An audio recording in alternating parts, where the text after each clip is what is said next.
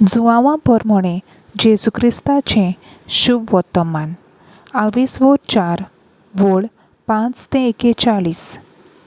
सिकार नांवाच्या सामार्याच्या एका नगरांत तो पावलो. जाकोबान आपल्या पुता जुजेक दिल्ल्या शेता लागींच हें नगर आसलें. जाकोबाची बाय थंय आसली आनी जेजू चलून चलून थकलोलो देखून बांयच्या कांठार बसलो. सुमार दनपार जाल्लो. सामार्याची एक बायल उदक काडूंक थंय आयली. जेजून तिका म्हणलें, म्हाका इल्लें पिवूंक दिशी. ताचे शीस जेवणाक कितेंय घेवंक म्हूण नगरांत गेल्ले. सामार्येचे बायलेन ताका म्हणलें, तूं जुदेव आनी हांव सामार्येकार, तर कसो म्हूण तूं म्हजे कडेन पिवंक मागताय? खरें म्हणल्यार जुदेव लोक आनी सामार्येकार लोक एकामेकाचीं आयदनां वापरिनात. जेजून तिका परतिपाळ केलो, देवाचें देणें कसलें तें तुका तर गमलोलें आनी म्हाका इल्लें पिवूंक दिशी. अशें तुका म्हणटात तो कोण तो तूं जाणो आसली जाल्यार तूंच ताचे कडेन मागतली आसली आनी तो तुका जिवें उदक दितलो आसलो. बायलेन ताका म्हणलें, सायबा, उदक काडूंक तुजे लागीं शिडी कांय ना आनी बांय खोल आसा, तर तुजे कडेन जिवें उदक खंयचें? आमच्या पुर्वजां जाकोबा परस तूं व्हड कितें? ताणें आमकां ही बांय दिल्ली, आपूण तिचें उदक पियेलो, तशेंच ताचीं भुरगीं बाळां आनी ताचे हिंड. जेजून तिका म्हणलें, हें उदक पियेतात तांकां सगल्यांक परतून ताण लागतली, पूण हांव दीन तें उदक पियेत तांकां कदींच ताण लागची ना. हांव तांकां दीन त्या उदकाची तांचे भितर एक जोर जातली आनी ती तांकां सासणीक जिवीत दीत व्हांवतली. बायलेन ताका म्हणलें, सायबा, तें उदक म्हाका दी, अशी म्हाका आनीक ताण लागची ना आनी उदक काडूंक हांगा येवंकूय पडचें ना. जेजून तिका म्हणलें, वच, तुज्या घोवाक आपोवन हाड आनी हांगा ये. बायलेन जाप दिली, म्हाका घोव ना.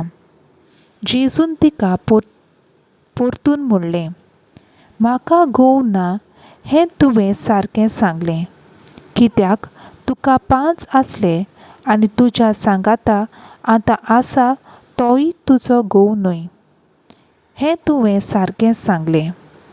बायलेन ताका म्हणलें, सायबा, तूं प्रवादी म्हूण म्हाका कळ्ळें. आमच्या पुर्वजांनी ह्या दोंगरार देवाक भोजलो, पूण तुमी ताका जेरुजाल्यांतूच भोजूंक जाय म्हूण सांगतात.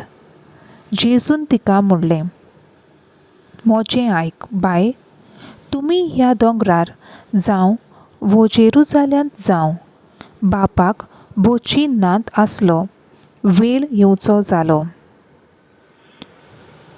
तुमी वळखनात ताका भोजतात, आमी जाल्यार वळखतात ताका भोजतात, कित्याक तारण जुदेव लोकां तावन येता.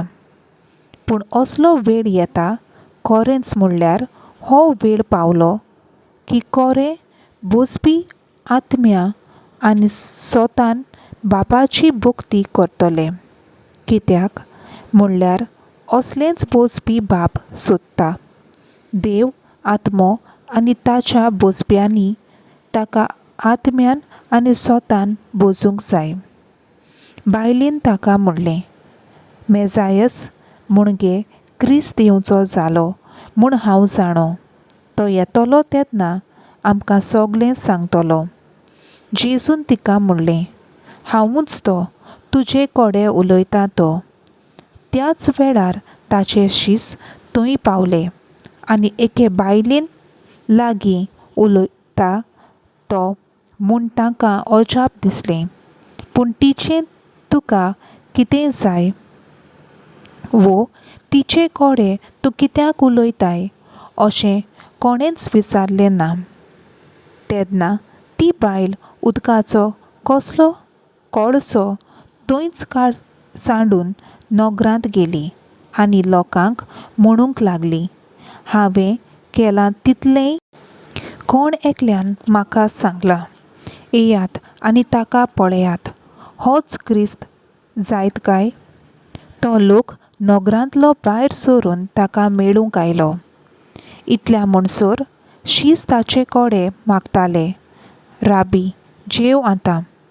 पूण ताणें तांकां म्हणलें, म्हाका जें खाण जेवण आसा ताची तुमकां वळख ना. देखून शींच एकामेकाक म्हणूंक लागले, ताका कोणें जेवूंक हाडूंक दिलां काय? जेजून तांकां म्हणलें, जाणें म्हाका पाठयला ताची कुशी करूंक आनी ताचें काम संपादूंक हेंच म्हजें खाण जेवण. 4 म्हयने उपरांत लुवणी अशी तुमचे मोदें म्हणणी आसा न्हय? हांव तुमकां सांगतां, तुमचे दोळे उखलून पळयात. शेतां जालीं धोवीं, लुंवचीं जालीं. लुंवतात तीं आपली मजुरी घेतात आनी सासणीक जिविताक पीक एकठांय करतात आनी अशे वोंवपी आनी लुंवपी बराबर सोंसतात. हांगा ही म्हणणी लागता, एकलो वोंवता दुसरो लुंवता. ज्या शेताचे कोश्ट तुमी काडूंक नात त्या शेतांत तुमकां हांवें लुवूंक धाडल्यात. दुसऱ्यांनी तांचे कोश्ट काडल्यात आनी तांच्या कोश्टाच्या फळांत तुमकां भाग मेळ्ळा. हांवें केलां तितलें ताणें म्हाका सांगलां. अशी एक बायलेन गोवाय दिल्ली देखून त्या नगरांतल्या पुस्कळ सामारेकारांनी ताचेर बावाट दवरलो. देखून सामारेकान ताचेशी आयली तेन्ना आपणाशी राव म्हूण ताणें ताचे कोडे मागले आनी तो 2 दीस रावलो. आनी ताच्या उतराक लागून आनीक खूब जाणांनी ताचेर बावाट दवरलो. देवाचें उतर हें. देवाचो व्हड उपकार.